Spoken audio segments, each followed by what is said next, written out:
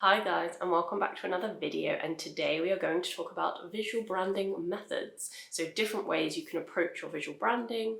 Yay! If you are new here, hi and welcome. Please join us. I make videos regularly about all things visuals, branding, social media for independent music artists. So if that is useful to you, then please stick around. Let's dive right in. Okay, so there are endless and unlimited ways you can approach your visual branding. I'm just giving you some of these methods just to get you started with ideas and inspiration. As always, there are no rules. You have to do what is authentic to you, but one of these methods may be a good fit for you, or it may spark something for you. You can also have a browse and look at what other artists are doing, look at other artists you enjoy, and do your own little, analysis case studies just to see how they do things. And as always, use Pinterest for visual ideas. Look at your wardrobe for any colors, textures, styles that come out. Just get an idea of what you like visually. Okay, so the methods. Number one, consistent visual elements. Now I have spoken about these. These usually come into whenever you're building an aesthetic, but I did talk about Sia last time and I'll link it up here. If you haven't watched that yet. Her method is consistent visual elements, and I won't go too deep into this because obviously I did go deeper into that video, so you can go and watch that if you want more info on this. But basically she takes consistent visual elements, which is visual elements, and uses them consistently almost 100% of the time. And that means she can really have a lot of freedom and a lot of play with different styles. So she's done like this graphic cartoony style, she's done retro kind of VHS style, she's done then a more contemporary clean style. But because these consistent visual elements, which are the use of Maddie Ziegler, the dancer, her wig, and her bow, those three things are used pretty much 100% of the time. So she's always easily recognizable and familiar to her audience. So that is one method, is picking consistent visual elements like that and using them 100% of the time. This method is great if you want super amounts of freedom with different styles, because you can, every single release or song or album, you can literally go from this end of the spectrum to this end, because those consistent visual elements will make sure that your brand is still consistent and recognizable. Okay, if you want more details on that, then watch the Sia video. But otherwise, I'm going to move on to the next method. Okay, the next one, number two, is working in visual eras. So you can look at the 1975 and Taylor Swift. They both do this slightly differently, but still they do it. So visual eras are with each release, whether that is a single or an album. Obviously for these guys, it's albums. It comes with a visual concept. With the 1975, the cover art is the catalyst for the visual concept, and everything around that is consistent. So the cover art is here, and then that will be taken into the videos, into the imagery on Instagram, into the stage show even. So they have everything cohesive within that era. An important point here is that their first two visual eras were much more similar than the later ones, and that is because when you're a new artist, ideally you don't want to be going from here to here to here, because it is harder for people to recognize you and know it's you. So at the beginning they had this more gradual, if you look at the first two album covers, a more gradual transition, and then they had a bit more freedom with the later ones. So yeah, just really important at the beginning to make sure you're easy to recognize. You can see that the first era was very gritty. It was stark contrast, black and white, consistent with fonts. The second one, much cleaner, pink neon. They also have really good transitions between them, and quite long transitions. So between the first and the second one, it was within the videos. A Change of Heart started the transition with the new font came in that video, and then the video for Somebody Else actually had the character from the Change of Heart video, and then the door closed, and then boom, it was the new era. I'll link the videos below so you can really delve deep into this if you want. So they have a lot of hidden details, a lot of Easter eggs, and a lot of the slow transitions between eras. So just really interesting.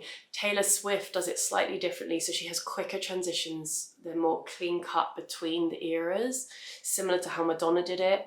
But with Taylor Swift, she also changes everything. So her hair, makeup, styling, like the personal bits as well change. And if you look, I'm just going to put Reputation and Lover eras up because I feel like they're very stark contrast.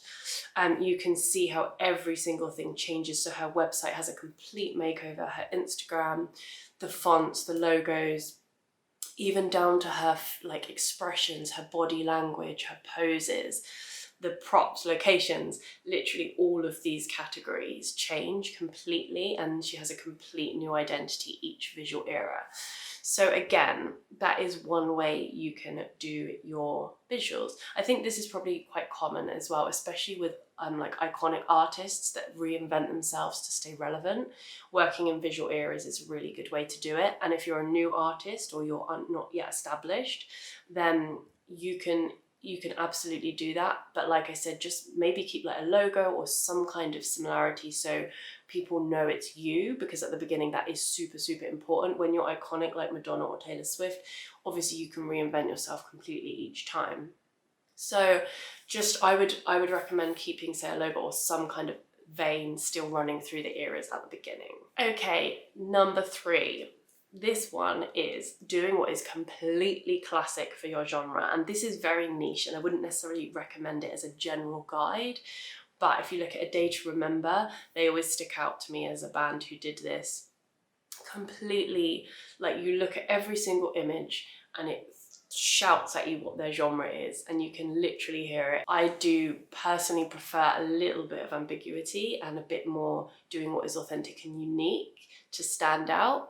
But at the same time, this has worked flawlessly. So if this is the one that you're like, yeah, that's right for me or us, then go with it.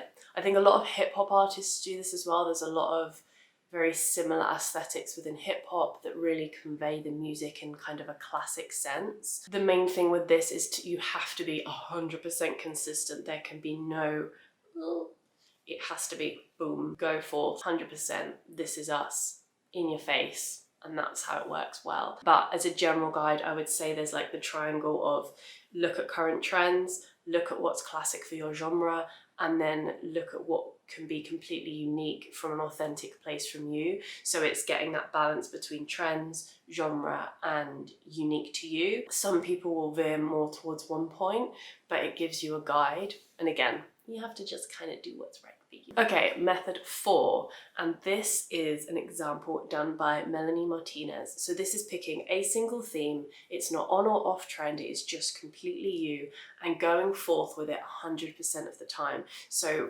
multiple releases, whatever she does, she maintains this theme and still has to this day. Maybe I need to check that she hasn't changed it, or maybe in the future she will. But for now, she's done multiple releases, even from the days where she was on The Voice. That style is still there, being born. And she has run with it and she's developed it, but she's still got the pastel colours, the use of like childlike elements like dolls and bears. And there's also a dark kind of eerie side to it as well, or like more adult themes coming through. So those would be her consistent visual elements, but she has stayed with this theme. She has also veered her release plan to her visual brand. So her brand is very visual heavy, and she made a video for every single song on the first album, and that caters to the fact that her brand is visual heavy. So it's just an example again of how you build your career, whether it's your release plan or your marketing, and veer it to what is right for you. I think her second album she released as a film, like with the songs interjected with a narrative. Obviously the visuals are there again. So it's like she's thought, okay, what's most important to me other than the music? And that's the visuals. And she's really worked that into her brand, her marketing, her release plan. So that is another way you can do it. If you just love a certain theme, you can just run with that 100%, and obviously you can still differentiate release from release if you want, but you don't have to. It could just be that theme overriding everything. And the good thing with this is, if I bring you back to the triangle, she's very much done what's unique and authentic to her. This is never going to be on or off trend. She's been like this for years. It's also not classic for her genre. She's really veered towards the you know, unique to her. And again, because she has so much consistency and confidence in it, that gives the audience confidence in it as well and really lets her be known for that. So that's the fourth one, 100% theme, one theme throughout every... Okay, last one, method 5. And like I said, this isn't exclusive, this list. You can add to it. You can hit me with other ones that other people do. The world is your oyster, friends. Okay, method 5 is a character branding. So think Gorillaz, Ozzy Osbourne, Marilyn Manson. These people created like characters specifically for on stage. And again, they've all done it in very different ways. Gorillaz obviously have that element of hidden identity as well, and animation. So if those things are right, if those things match what you want to do, if you want your identity to be hidden, and you also have this love of maybe animation or virtual reality, then that's definitely something that you can bring into your visual brand. Again, the others, obviously they are recognizable, but they have this character that is very much their persona on stage and as an artist. And again, it doesn't have to be not authentic just because you're a character. It would be the fact that acting as a character or another persona feels authentic to you. Okay, so I know there may be some confusion around that. You can create a character and have a whole narrative that is fictional. It doesn't mean that it's not authentic because it's not true. It's because that's what feels exciting for you. And maybe you love writing and the narrative is something that would be really exciting to you. And maybe you have this idea for a character that isn't you in your everyday life, but that it would be really exciting to come out as that character on stage and through your social media. So have a think, have a look at those different ways that they've done it. Character branding, and maybe that is something that is right for you. So they are the 5 different methods for now. Let me know which one you feel most excited by in the comments. Feel free to add any others that other artists that you like do. And I hope it was helpful. Thank you very much for watching. Don't forget to subscribe, and I will see you next time. Bye!